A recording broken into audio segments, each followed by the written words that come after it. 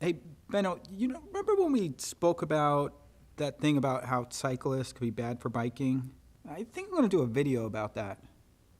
The most powerful thing to get anybody on a bike is to show them another person that rides by and looks cool doing it.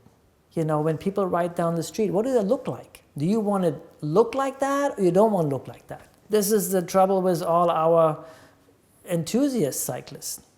Tight clothes, spandex, weird shoes that have a heel in the front, on little bikes with skinny seats, huffing and puffing.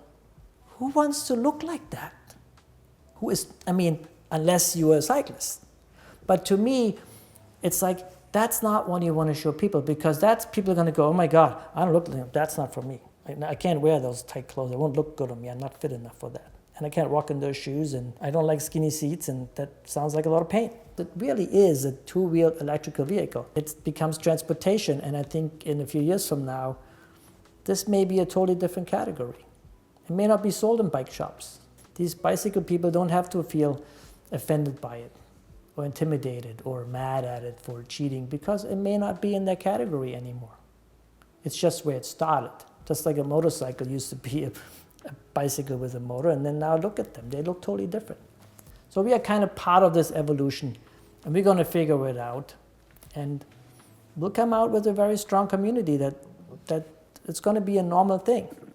If I told you that cyclists could potentially be preventing the growth of bicycling overall, you might think that I'm a bit strange, or maybe you have other reasons to believe that. But this idea, I think actually it makes sense. I was initially introduced to this idea, I guess about a year ago, when I was having a conversation with my friend Benno, who runs this company now, Benno, who actually founded Electra Bikes, one of the most popular bikes in the world. It was an interesting thing. I was thinking about it, and we just kind of going back in this conversation.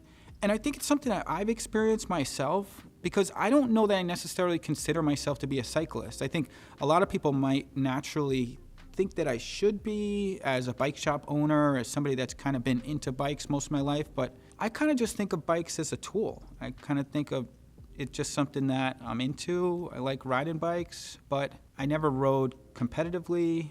Not that I have anything against that. I actually have a lot of friends that do that. I guess I feel like a little bit intimidated by people that have done that, because it seems maybe not so approachable to me. And I guess that's really ultimately what I want to talk about. This idea that people that race bikes, or that give you the impression that they race bikes because they dress like they race bikes, even though they don't necessarily race bikes. But that's a whole nother topic. It is what it is.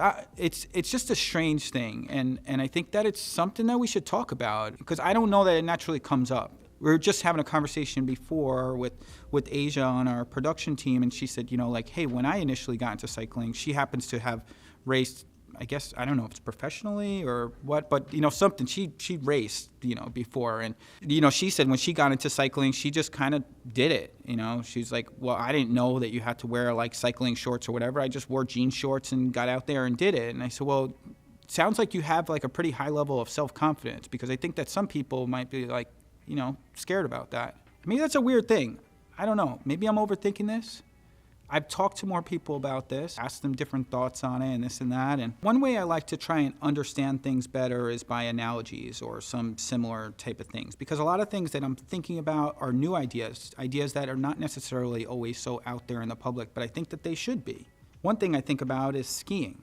Now, I personally don't have much experience skiing. I didn't grow up skiing. That was kind of like a exclusive thing. As I grew up, I didn't really have the money to pay to get into that type of sport. But I knew some people that did, and I felt like, I would be interested in doing that, but I was kind of intimidated by it. And later in life, maybe as I had the opportunity, it still felt a little bit distant to me. And I thought you need all this special equipment, you need training and all this sort of thing. And it didn't feel so approachable. And I think that some people feel that way about biking. But then in contrast, I did have one experience skiing in my whole life, actually, and it was cross-country skiing. And I think that's a little bit different.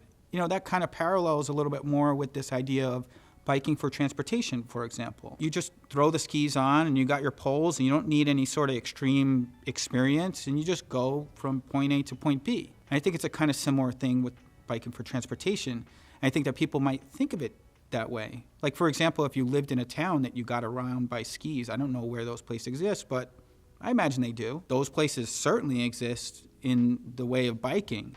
I mean, we spent some time in Amsterdam or the Netherlands, for example.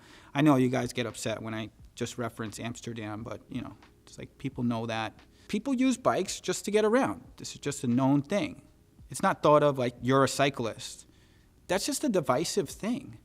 And I guess that's the thing, even beyond just like a cyclist, you know, making it divisive. Like people outside of cyclists, which is a term that can be used in so many different ways. We'll get into that topic in the future, but if you think about it, like it's often used in this like derogatory way, like, oh, that cyclist got in the way of my car, you know, like take it easy, guy. It's not that big of a deal. And really, I guess that's the point, right? Like that cycling has this opportunity to connect us in a much deeper way, and we see that happening, but there's also ways that it can divide us. And I guess that's really what I wanted to talk about, the ways in which cycling can be divisive. I mean, I think a lot of people in the industry have always heard stories of certain shops that you walk into, and if you don't know the lingo or if you don't look a certain way, then you're kind of treated differently. And I see that as a big issue. I'm really excited about cycling being accessible to everybody, but there's so many of these ways that we kind of divide it and don't look at it just as like something anybody can get into. Anybody can hop onto a bike and that sort of thing.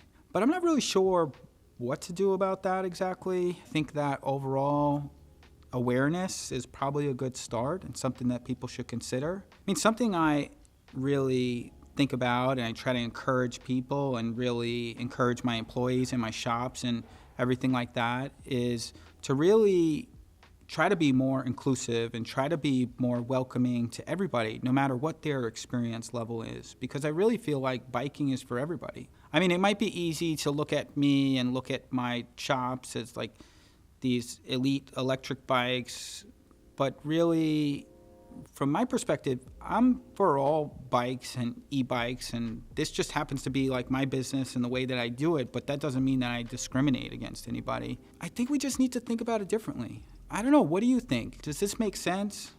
Are we onto something here? Do you think that this is something that warrants some more discussion? I'd like to know what your thoughts are. We'll probably make a follow-up video, just kind of pulling together some different ideas.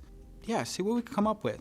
Because I think as this thing grows, we want it to be more of a way of connecting people. I think that's one of the awesome things about bikes, and one of the things that actually gets me really excited about cycling is the way that it connects our communities. We could connect on a more human level, and we're not separated by, you know, thousands of pounds of steel.